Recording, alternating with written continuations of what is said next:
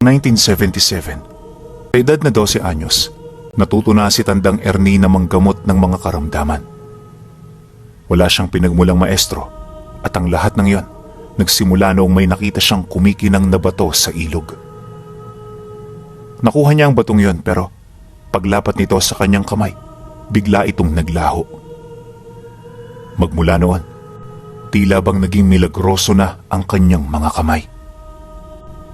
At nang mapansin naman ito ng albularyo niyang lolo, ito ang tumulong sa kanya para magkaroon siya ng kaalaman sa mga dasal at sangkap ng mga lunas sa iba't ibang karamdaman. Isa't kalahating dekada niya itong pinag-aralan bago siya naging dalubhasa. Noon pa man, sumasama na si Tandang Ernie sa lolo niya, kaya nang pumanaw ito napakadali na lamang para sa mga tao na matanggap siya.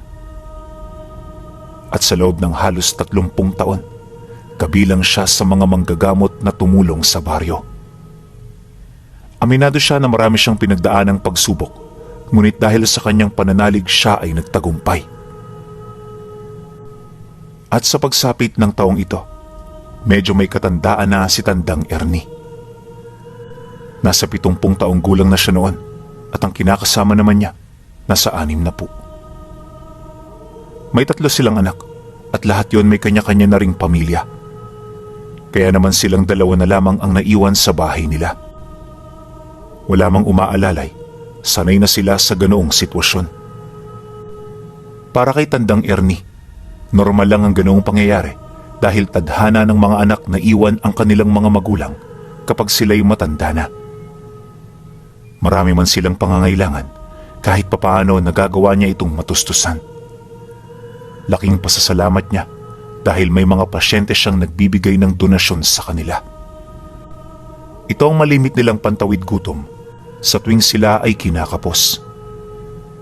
Dagdag pa niya na nagbibigay naman ng mga anak nila, kaya kahit simple at mahirap ang kanilang pamumuhay, hindi sila nagugutom.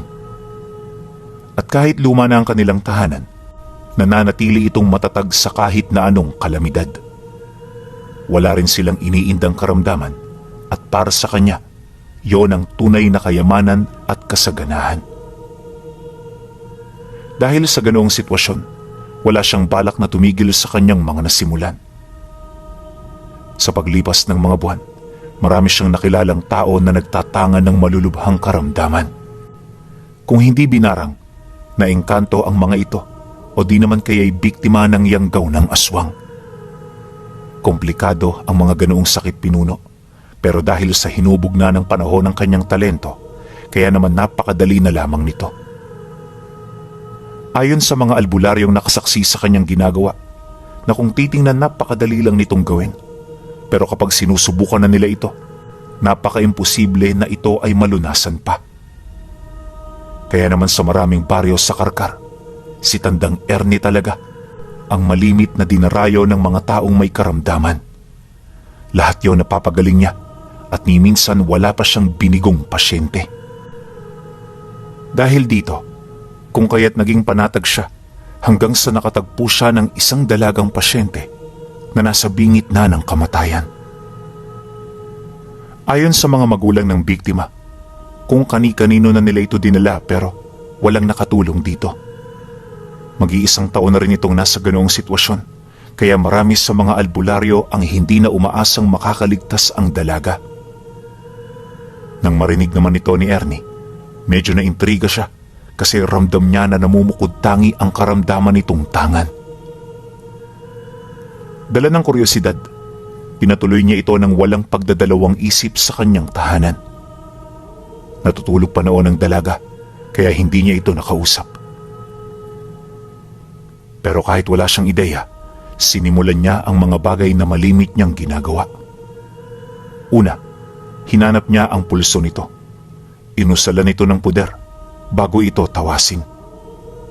Ilang beses din niya itong pinaikutan ng kandila habang patuloy itong dinadasalan.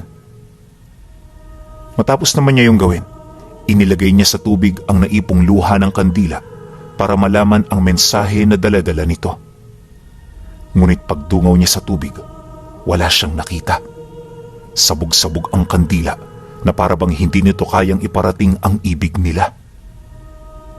Kaya nung makita ito ni Tandang Ernie, nagpasya siya na hintayin na munang magising ang dalaga. Aminado kasi siya na bago ito sa kanya, kaya hindi siya nagpapadalos-dalos. Kalahating oras pa ang lumipas, bumalik na ang kamalayan nito.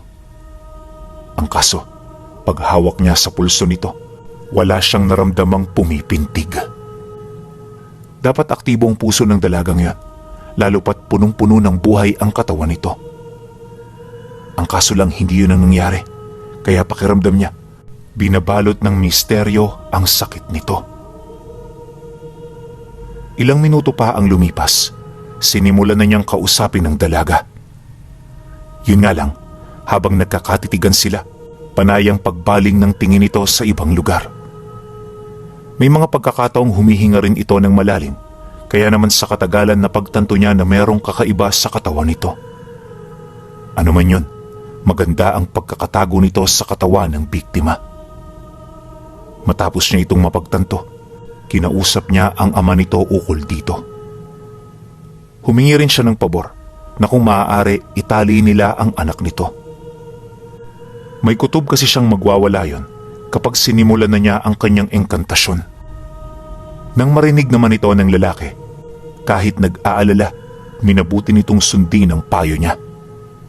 Pagbalik nila sa silid, agad nitong nilapitan ang kanyang anak habang sinisenyasan ang panganay nitong lalaki na igapos ang mga paa nito.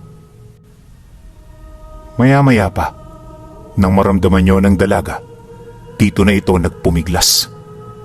Pilit nitong iniaalis ang tali pero wala rin yung nagawa dahil sa pinagtulungan na nila ito.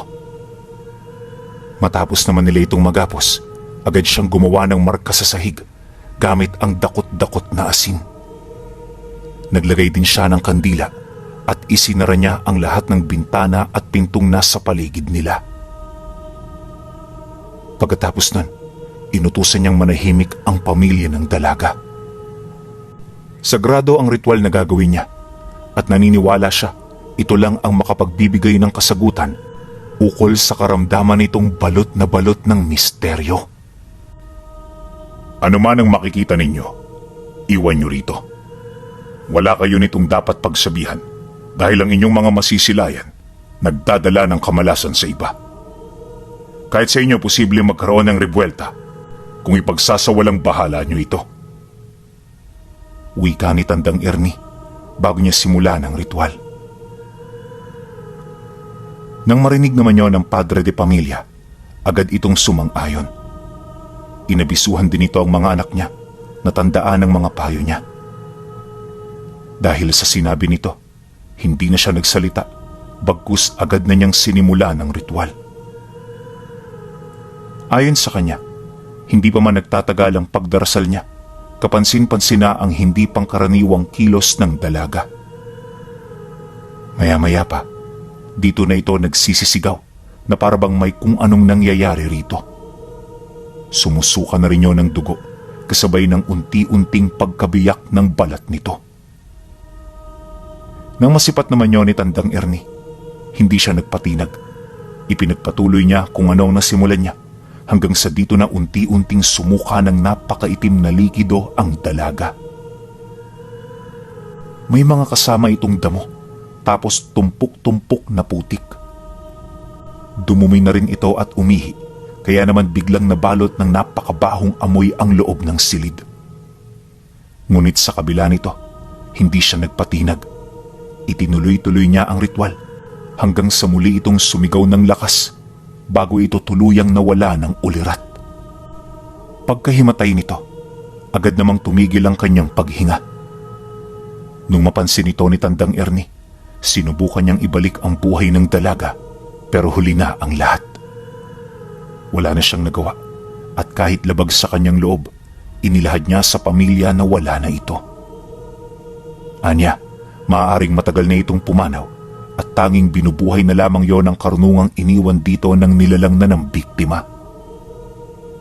Masakit man itong marinig pero naniniwala siya na yon ang katotohanang kailangan nilang tanggapin.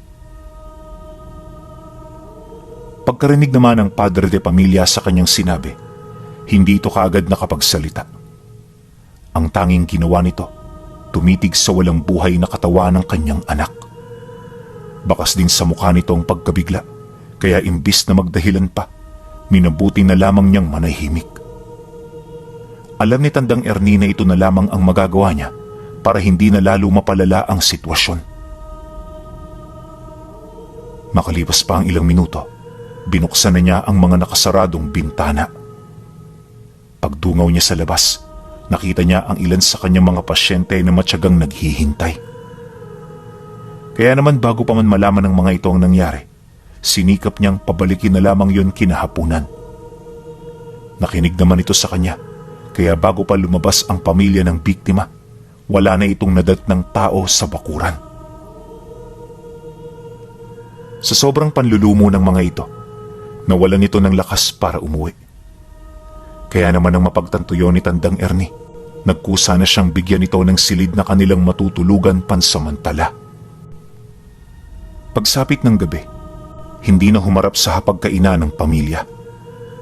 Wala itong kain-kain dahil sa wala itong gana. Bawat isa nasa proseso pa ng pagdadalamhati, kaya kahit papaano nauunawaan naman niya ang mga ito. Minarapat din niyang bigyan ito ng sapat na oras, pagpapakita ng respeto sa mga pangyayari sa kanila. Kinabukasan, di pa man sumasapit ang bukang liwayway, nagpaalam na ang mga ito na aalis na. Ang kaso lang, nang mailabas ng bahay ang bangkay, may nakita silang kakaiba sa kanilang mga mata. Yung bangkay ng dalaga, unti-unting nagbago ang itsura hanggang sa maging katawan na yon ng saging. Napakaluma ng katawan ng saging na bumungad sa kanila, kaya naman medyo nakaramdam siya ng kakaiba. Ang mga ganoong pangyayari kasi, malimit na kagagawa ng mga balbal na kumakain ng sariwang karne ng patay. Tama kayo nang narinig, balbal ang umatake sa biktima. At hindi lang ito basta-bastang balbal, dahil naniniwala si Tandang Ernie na nahahanay ito sa isang malakas na lahi. Marahil matagal na nitong nakuha ang totoong katawan ng dalaga, at para maitago ang kanilang mga ginawa, inilipat nila ang kalahati ng wisyo nito sa katagang ginamitan nila ng sabulag. Dagdag pa niya na, ang ganoong karunungan ay malalim at hindi biro, kaya hinihikayat niya ang mga ito na magdoble ingat. Dahil sa kanyang sinabi, hindi na nagdesisyon pang umalis ang pamilya. Sa sobrang takot kasi nila, nagdesisyon silang doon na ilibing sa bahay niya yung naiwang labi ng mahal nila sa buhay. Nakiusap din ng ama nito na kung maaari sila roong mamalagi ng 1 linggo para lamang makalimutan ang kanilang mga nasilayan. Ngunit nang marinig ito ni Tandang Ernie, hindi niya ito pinahintulutan. At sa halip na sa bahay niya ito manuluyan, sinamahan niya ito patungo sa kaibigan niyang nakatira sa unahang bahagi ng bahay niya. Malapit ito sa kanya at ni minsan hindi pa nito tinanggihan ang pakiusap niya. Alam niyo kasi pinuno, ilang beses na rin itong natulungan ni Tandang Ernie. At kung di dahil sa kanya, baka matagal na ring nakalibing ang kinakasama nito. Pagtitigan nila roon, kagaya ng inaasahan, agad nitong pinaunlakan ang kanyang pakiusap. Ito rin ang nagbigay ng silid para sa pamilya at tumulong na rin ito sa paglagay nung namatay nitong kamag-anak. Halos 2 gabi rin nilang pinaglamayan ang puno ng saging bago nila ito ilibing sa nyugan. Matapos ang pangyayari, dito na sinimulang limutin ng mga kamag-anak ang kagimbal-gimbal nilang karanasan. Akala noon ni Tandang Ernie, magtutuloy-tuloy na ito. Pero 2 araw bago sumapit ang linggo ng pag-alis nito, merong nangyaring hindi inaasahan. Ayon kay Tandang Ernie, dapit hapon na noon nang may maramdaman siyang kakaibang presensya na dumaan sa harapan ng bahay niya. Unang beses itong nangyari, kaya naman dali-dali siyang dumungaw. Pagsilay niya sa labas, may nakita siyang isang matandang babae na nakamasid sa kabilang ibayo ng daan. May hawak-hawak itong itim na rosaryo, tapos may balabal itong nakapatong sa kanyang ulo. Nakapaalang din ito, at ang malala pa, marami itong kakaibang sugat sa katawan niya. Basta yung itsura nito, mas masahol pa sa pulubi na pagala-gala sa kung saan-saan. Ngunit habang pinagmamasdan niyo ni Tandang Ernie, alam niya na hindi ito ordinaryong tao. Ang presensya kasi ng nilalang, sapat na para lumusaw ng dahan-dahan sa kanyang puder. Matapos naman niya yung maramdaman, di siya nag-alangang lumabas habang paulit-ulit itong sinisigawan. Yun nga lang, bago pa man niya mabuksan ang pinto ng bakuran, naglaho na ito na parang bula. Hindi na rin niya yun nasundan na parabang nagtago ito sa kung saan. Matapos ang pangyayaring yon, agad naman siyang bumalik ng bahay. Iniwasan na rin niyang pumunta sa lugar dahil baka may mga patibong ditong naghihintay. Sa sobrang pagtataka niya, hindi na halos sumagi sa kanya yung pamilya. Akala niya kasi walang kaugnayan ang nilalang na yon sa mga ito, pero pagsapit ng gabi, habang mahimbing siyang natutulog, may pumuntang tao sa bahay niya. Katok ito ng katok at base sa kilos nito, parang may nangyayaring hindi kaaya-aya. Nang marinig naman yun ni Tandang Ernie, agad niya yung binuksan. Pamilyar kasi ang boses nito at kung hindi siya nagkakamali, boses ito ng kanyang kaibigan. Pagbukas niya ng pinto, nakita niya itong nanginginig ang katawan habang may mga bakas ng dugo sa katawan. Bakas din sa mukha nito ang matinding takot. Ano ang nangyari, boy? Bakit takot na takot ka? Gulat na tanong niya. Nang marinig nito ang kanyang sinabi, hindi na muna ito sumagot, bagkus ang ginawa nito mabilis na pumasok sa loob, sabay sarado ng pinto. Pagtahimik naman ng paligid, mangiyak-ngiyak na itong naglahad ukol sa mga nangyari. Yung pamilyang pinatira mo sa bahay, inatake ng demonyo. Hindi ko alam kung ano to, pero napakalayo nun sa pagiging isang ordinaryong tao. Lahat sila natangay, at ang naiwan sa bahay, yung mag-iina ko lang. Di ko rin maisip kung paano yun doon nakapasok eh. Kayong ang bahay namin, bendisyonado ng simbahan at may mga pangontrang nakasabit. Manoy Ernie, hindi ko na alam ang gagawin ko. Dahil sa sinabi nito, agad naman siyang napatahimik. Sa puntong yan, ramdam niya ang pagtigil ng oras, dala ng matinding takot at pag-aalala. Nagkakaroon na rin siya ng mga pagsisisi sa loob niya dahil aminado siya na nagpakakampante siya. Ilang minuto pa ang lumipas nang magkaroon na siya ng lakas ng loob.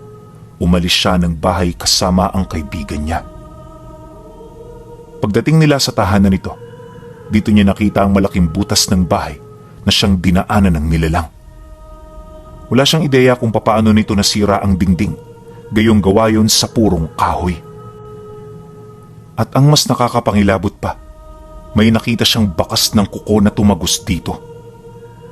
Hindi yun pangkaraniwang kuko ng aswang, gawa ng napakahaba nun tapos napakatalas. Kahit nga gabunan, di siya naniniwalang makakatagos dito ng ganun-ganun lang. Kaya imbis na sundan ito, minabuti niya na tumigil na muna sa bahay ng kanyang kaibigan. Inabisuhan niya ito na huwag ipakalat ang tungkol sa mga nangyari dahil hindi pa tapos ang problemang nararanasan nila. Inutusan din niya yung pumunta sa bahay ng mga albularyong kakilala nila para humingi ng tulong. Nang marinig nito ang kanyang sinabi, agad yung napatanong ukol sa kanyang binabalak. Napansin kasi nitong panayang pagsipat niya sa kakahuyan na nasa likod lang ng bahay nito. Kung ano ang iniisip mo, yon ang gagawin ko. Hindi ko pwedeng pabayaan ang pamilyang yon dahil kagaya mo mahalaga rin sila. Kasalanan ko rin kung bakit sila nakuha ng demonyong yon, kaya tungkulin ko na iligtas sila anuman ang mangyari. Nakikiusap ako sa iyo. Sundin mo na lang ang mga sinasabi ko. Wika niya sa lalaki. Dahil sa kanyang sinabi, hindi na yon nakapagtanong pa. Mahirap man para rito na kumilos matapos ang mga pangyayari, naglakas loob itong pumunta ng baryo para sunduin ang mga kaibigan nitong albularyo. Bandang 3:00 na nang makabalik ito, kasama ang 3 niyang kaibigan. Kagaya niya, matagal na rin yun sa larangan ng lihim na karunungan. Pero sa kanilang apat, di hamak na siya ang may kasanayan. Pagpasok ng mga ito sa loob ng bahay, kagad itong napatanong ukol sa nangyari roon. Kahit kasi sinabi na yun ng inutusan niya, di pa rin makapaniwala ang mga ito. Nang marinig naman yun ni Tandang Ernie, siya na mismo ang nagpatotoo nito. Inabisuhan din niya ang mga kasama niya na wala silang dapat na ipagduda sa mga nangyari. Mariin din niyang inilahad, seryoso ang kalaban nila, kaya wag na wag silang magbibiro. Dahil sa kanyang sinabi, hindi na nakaimik ang tatlo. Mula noon, bawat katagang lumalabas sa kanyang bibig, pinaniniwalaan na ng mga ito. Pagpatak naman ng alas 5, kumilos na ang grupo. Hindi sila sigurado pero kinukutuban sila na pumunta ang nilalang na hinahanap nila sa gubat na malapit lang sa bahay ng kaibigan niya. Alam kasi nila na hindi ito basta-bastang makakalayo, lalo pat may mga kasama itong biktima. Dahil dito, naging masigasig ang paghahanap nila. At habang patagal ng patagal sila sa gubat, paunti-unti na nilang nararamdaman ang naiwang bakas ng nilalang. 4 na oras pa ang dumaan, napadpad sila sa liblib at madilim nitong bahagi. Isipin ninyo kahit umagang-umaga na, napakadilim pa rin sa lugar na yon. Masyado kasing marami ang nabubuhay ditong puno na halos magkadikit-dikit na sa bawat isa. At sa ilalim naman ng mga punong yon, nabubuhay ang iba't ibang uri ng halaman at mga baging. May mga hayop din ditong naninirahan, kaya nung makapasok sila, di nila maipagkakaila na naggambala nila ang pananahimik nito. Sa bungad pa lang din ng lugar, marami na silang napatay na mga sawa at ahas. Hindi man nila ito gusto, pero kinakailangan nila itong gawin upang mapanatili ang kaligtasan ng bawat isa. Pagkatapos nila yung maubos, umusad na sila para hanapin ang mga pakay nila. Ilang oras din sila ritong nagpaikot-ikot hanggang sa marating nila ang bahagi nito kung saan may nakita silang malalapot na sapot. Ilang metro mula sa mga sapot na yan, bumungad sa kanila ang labi ng pamilyang tinangay ng nilalang. Bagaman wala na yung mga ulo, ang naging basihan nila ay ang mga kasuotan nito. Pagsilay naman nila sa mga labi, isa-isa nila yung kinuha at inilagay sa mga dala nilang kumot. Nang maibalot na nila yon, di na rin sila nagtagal sa lugar. At imbis na hanapin pa ang nilalang na pumatay dito, sinikap muna nilang maiuwi ito. Ang kaso lang, nang akmang papaalis na sila, may narinig silang kakaibang huni ng kung anong hayop. Wala pa silang naririnig na ganon, kaya hindi na muna sila nangahas na umusad. At sa halip na tumakbo para makalayo sa lugar, minabuti nilang hanapin na muna ito. Alam ng bawat isa sa kanila na yon ang pinakamainam na gawin para hindi sila nito maunahan. Ilang minuto pa ang lumipas, nasipat na nila ang buntot nito. Ang kaso lang, dahil sa bilis nitong dumaan sa mga sanga ng puno, hindi yun gaanong naabutan ng kanilang paningin. Ngunit anuman ang nilalang na yon, paniguradong malayo ito sa isang ordinaryong hayop. Maya-maya pa, biglang binalot ng katahimikan ng paligid at kasabay nito ang unti-unting pagbaba ng nilalang. Noong una hindi nila yun namumukhaan, pero nung makababa na ito, tumambad sa kanila ang mukha ng matandang babae na nasa wangis ng mala-insektong nilalang. Parang tao naman yun kung titingnan, pero hindi yun ordinaryo. Ayon sa kanya, parang kawangis nito ang isang gagamba dahil sa mga galamay nito sa likod. May parang buntot din ito ng alupihan, tapos may mga panipit itong kagaya ng salanggam. Basta, kakaiba talaga ang itsura ng nilalang na yon. At kahit wala itong kakayahang lumipad, napakaliksi naman ito sa oras na makalapit ito sa mga puno. Yon ang ginagamit ng nilalang para lituhin ang kanyang kalaban at para magkaroon dito ng kalamangan sa kanilang kalaban. Kaya naman ang mapagtantuyo ng grupo, Hindi sila kumilos ng padalos-dalos. Ang ginawa nila, pinagmasdan nila ang bawat galaw nito upang magawa nila yung mabasa at makontra. Pagkaraan pa ng ilang minutong pagmamasid, dito na nagsimulang umatungal ang nilalang. Pagbaba nito sa lupa, mabilis sila nitong sinunggaban, kaya naman dali-dali silang nagtaas ng bakod at puder. Agad din silang umilag, pero ang dalawa sa kasama niya hindi yun natakasan. Nang madarag naman ito papalayo ng nilalang, napilitan sila roong sumunod. Napakabilis nitong kumilos, kaya yung sinusundan nila, dulo na ng buntot ng nilalang. Mabuti na lang nakikita pa nila ito, kaya nagawa nila yung masundan sa unahang parte ng lugar kung saan naroon ang pinakapugad nito. Pagdating nila roon, agad na sinibat ng nilalang ang dalawa nilang kasama, kasabay ng tarak ng matatalas na mga kuko sa mismong kasukasuan nito. Hindi pa yun nakontento, inundayan niya pa yun ng saksak sa may bandang tagiliran bago sumunggab sa kanila. Inakala kasi ng nilalang na madali na lamang sila nitong matatalo, gayong nabitag na nito ang dalawa sa kanilang mga kalaban. Ngunit nang makalapit yun sa kanilang kinaroroonan, agad naman yung sinalubong ng daladala niyang tipak ng kahoy na nakuha niya sa lugar kung saan naroon ang pamilyang hinahanap nila. Para maging matibay at mapaminsala ang gamit na yan, binalutan niya ito ng dasal na siya namang naramdaman ng nilalang. Ang kaso lang pagtila po nito papalayo, agad naman yung nakabangon. Nagtamo ito ng matinding pinsala pero hindi yun sapat para manghina ito. Pagbaling naman ito ng tingin sa kanila, muli yung umatungal kasabay ng muli nitong pagsugod.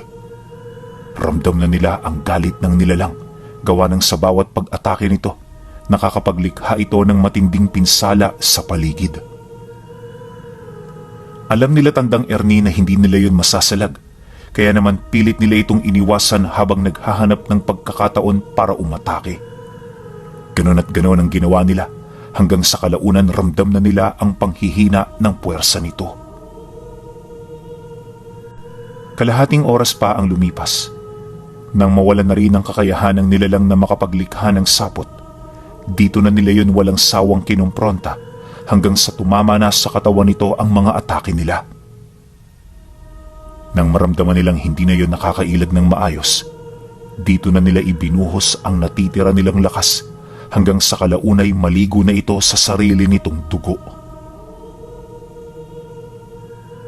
Nang masipat naman ni Tandang Ernie ang pangyayaring yan, nagmamadali naman siyang pumutol ng baging para itali sa nilalang. At upang masigurong matibay ito, binalutan niya yon ng usal at mga pamako. Paglapat naman ito sa katawan ng nilalang, dito na ito nagpupumiglas hanggang sa kalaunay lumapaypay na rin ang buo nitong katawan. Hindi nagtagal, tanging pag-aangil na lamang ang nagawa nito. Pinagmumura na rin sila nito pero hindi nila yun gaanong pinapansin. Maya-maya pa, nang mapagtanto nilang di na makakalaban ng nilalang, dito na sila unti-unting kumalma. Gusto na sana yung paslangin ni Tandang Ernie pero pinigilan siya ng kanyang asawa. Ayon dito, hawak na nila yon kaya wala na itong magagawa. Naniniwala rin itong marami silang makukuhang sikreto sa nilalang kung susubukan nila itong interogahin gamit ang kanilang mga pamamaraan. Nang marinig niya ang sinabi nito, batid niya na meron itong punto. Kaya kahit nababahala, pinili niyang magtiwala. At nang magkasundo na silang dalawa, dito na yun sinimulang pagdasala ng kasama niya. At habang abala yun sa kasalukuyan nitong ginagawa, minabuti naman niyang puntahan ang kanyang mga kasama upang ito ay matulungan. Hindi na siya nag-isip ng kahit na ano noong mga sandaling yan, basta ang nais niya, mailigtas ang dapat iligtas. Kaya naman di na sumagi sa kanyang isipan yung kasamahan nilang naiwang nag-iinteroga doon sa nilalang. Kalahating oras ang lumipas. Nang magamit na niya ang mga kasama niya, bumalik siya sa kinaroroonan nito. Ngunit pagdating niya sa lugar na yan, nakita niya na wala ng ulo ang nilalang. Naliligo na rin yon sa sarili nitong dugo, kaya ang buong akala niya, tinapos na ito ng kanyang kasama. Pero pagharap ng kasama niya, laking gulat na lamang niya nang masipat niya dito ang mukha ng matanda. Sapilitan niyong tinahi sa balat nito at sa estado nito mukhang wala na yung paraan para mabuhay pa. Matapos naman niya yung masilayan, binalot siya ng matinding takot at pagkabahala. Hindi niya halos maisip kung papaano ito nagawa ng nilalang na inakala nilang talo na. Dala ng kuryosidad, kalmado niya itong tinanong sa pagbabakasakaling malalaman niya ang mga kasagutan sa kanyang mga katanungan. Ngunit nang marinig ito ng nilalang, imbis na sumagot ito ng tapat, ngumisi lang yun sa kanya habang pabalang na nagwiwika ng, "Matanda ka na, pero bata ka pa rin pagdating sa lihim na karunungan. Hindi ko sasagutin ang mga tanong mo. Dahil ang nais ko, tumatak ito sa iyo hanggang sa ikaw ay lumisan sa mundo." Pagkasambit nito ng mga kataga, mabilis naman yung lumundag sa mga kakahuyan. At sa isang kisap mata, parang bula itong naglaho sa paningin niya. Gustuhin man niyang habulin ito, sadyang wala na siyang natitirang lakas para gawin ang bagay na yon. Dumaan ang mga araw, patuloy pa rin nilang pinag-uusapan ang tungkol sa nilalang. Subalit kahit saan sila noon magtanong, pawang hindi pa rin nila malaman ang kasagutan at ang totoong abilidad ng mataas na uri ng balbal.